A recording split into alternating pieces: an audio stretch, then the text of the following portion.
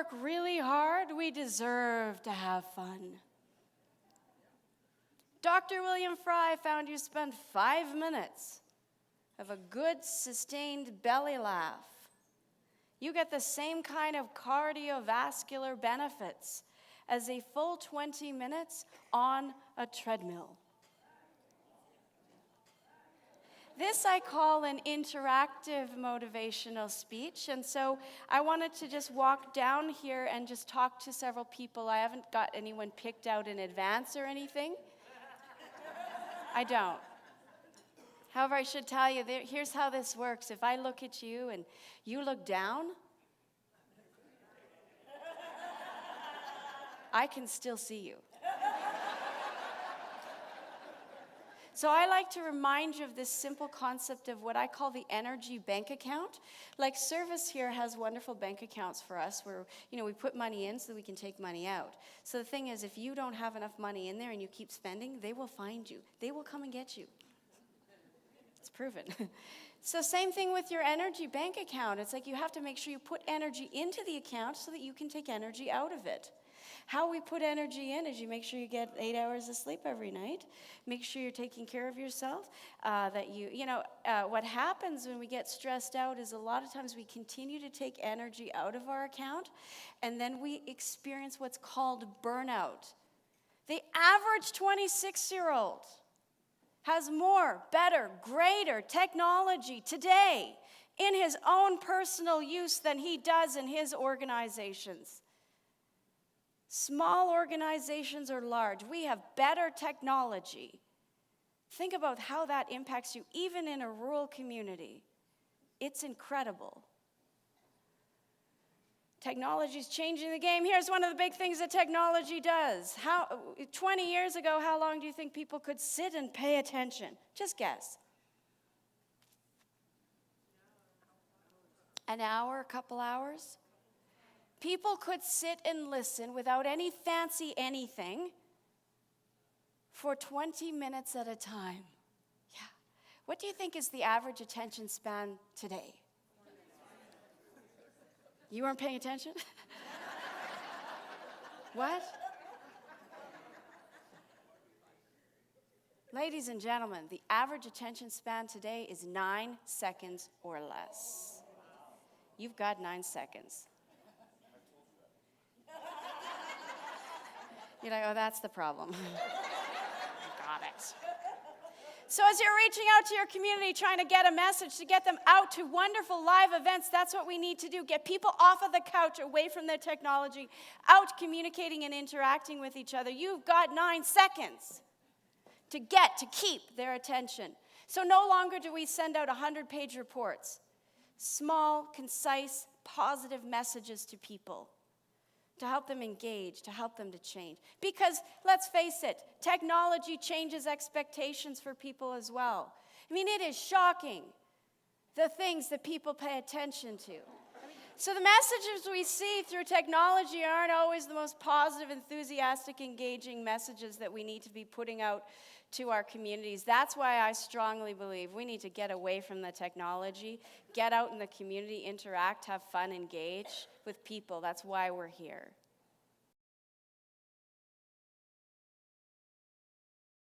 See, the thing is, your body doesn't know the difference. If you laugh at something real or for absolutely no reason at all, it doesn't matter. The same impact, all 4 things. In terms of wellness, there is no better way for you to create community, wellness, engagement through the power of humor, play, and laughter. So I want to suggest to you that humor puts you in control in 2 distinct ways. First of all, it helps you to control the way you feel. And then secondly, it helps you control your environment. So let's just start with the way you feel. See, I hope you can hold on to how you feel when you're here with your colleagues, your friends, because you can feel that way anytime at all. They call this the study of emotional intelligence. Have you heard of it before? We can control our emotions.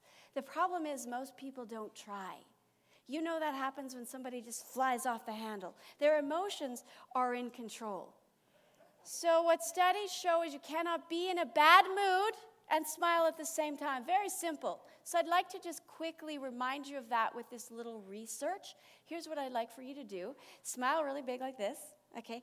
Keeping that goofy look on your face, okay? Turn to the person next to you, and I want you to, with as much smiling and animosity at the same time, I would like for you to say to them, I hate your guts. Go ahead. So the moment you put a smile on your face, you put yourself on top of and in control of a good mood. We forget this so often, so many times. You think about community members, and you never know what they're really going through in their lives. We bring them out into the community. Guess what? We laugh together with people 100 times more than we would alone. So when you get people out in the community and they laugh and engage together, you offer them that simple thing. Humor helps you to control the way that you feel. And the second thing it does, it helps you control your environment. You see, I see this every time that I speak because it does two things every time you make people laugh. You decrease tension, and at the very same moment, you forge a bond of rapport. There is something about when we laugh together, we like each other so much more.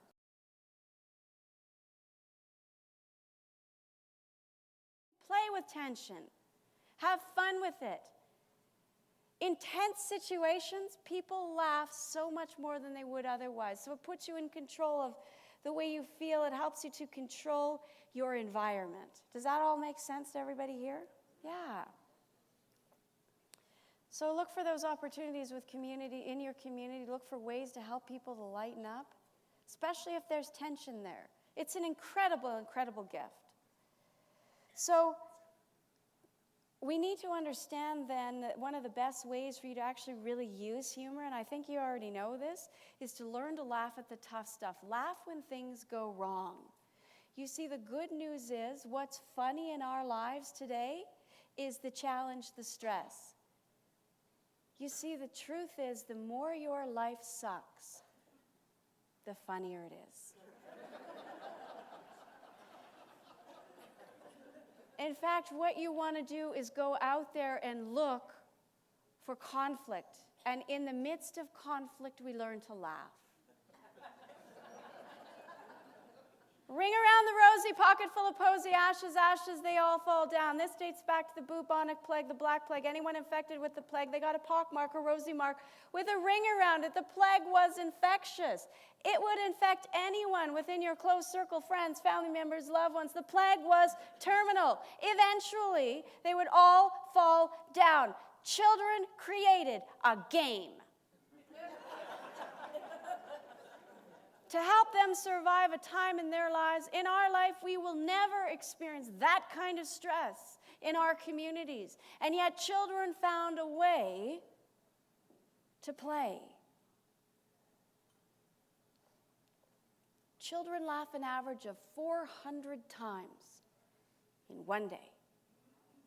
Adults laugh an average of 15 to 20. Learn to laugh when things go wrong. So where does humor come from? Well, it is that surprising connection of two illogical ideas which actually creates a unique limbic reaction, and it results in intense feelings of pleasure. So a better way to describe it is Dr. Norman Cousins. He wrote a wonderful book. It's called The Anatomy of an Illness. He says that a good joke, it will lead you in a certain direction. It will come crashing into the punchline, which is unexpected. For you to find it funny, you recognize the connection between the preamble and the punchline. You suspend judgment, and you go, aha, eureka, I got it, aren't I clever? That's all it is. I'm actually really happy to be here. For a very short time, I actually thought that I wasn't going to make it. And that's just because recently I lost my birth control pills. So I didn't know what day it was.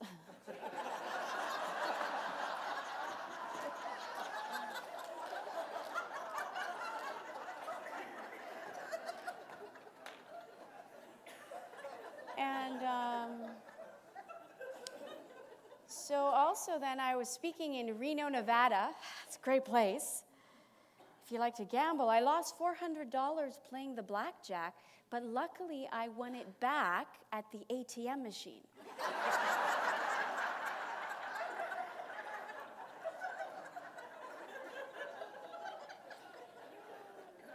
So what makes it funny is it will lead you in a certain direction, lost $400 playing blackjack, and then it will come crashing into the punchline, which is unexpected, won it back at the ATM machine. For you to find it funny, you recognize the preamble and the punchline, the train wreck of your mind, and then you start to laugh. Isn't that great? This is all about the appreciation and recognition. I think it's a key part of every community is to recognize and appreciate people. And remember that the unexpected is where humor comes from. Well, the best appreciation in the world comes from the unexpected. Here's the thing.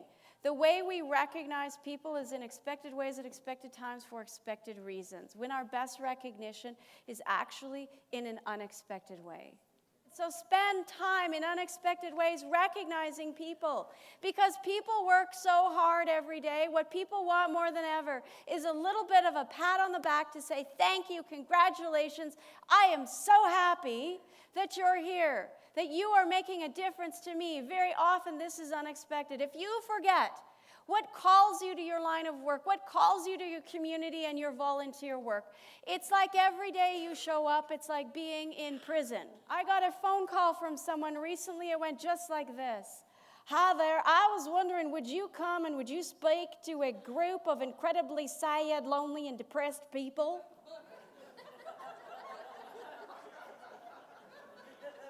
Well, that sounds really inspiring.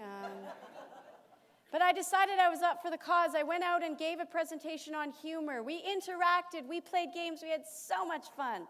As I was leaving, I said to that same program planner, if there's anything I hope you take away from this experience, we interacted, we had fun. They now know they don't have to always be sad, lonely, and depressed.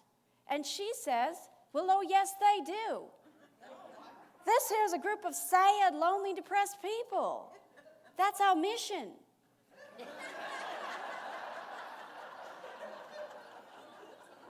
That's our mandate. That's how we get government funding. I said, is your goal as a volunteer every day to show up and make people lonely and depressed? She said no. Because it's inspiring wellness in others, and we all have that very same cause. The truth is, I love that word. Don't you love that word? Fiancé? Sounds so much like finance me.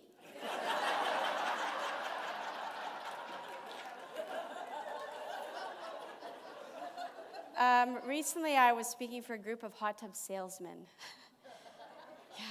I was pretty excited.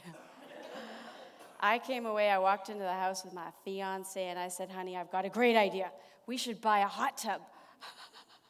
I'm pretty sure that's what I said word for word. But what I must have said is, let's have a really big fight about money.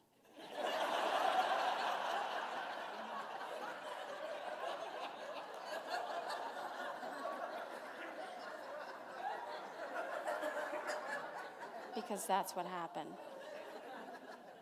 And so here's where I think your greatest source of humor is from everyday life around you as you engage with people who you care about the most. Think about those stories. Don't lose them. Remember them. That's your history. That's who you are.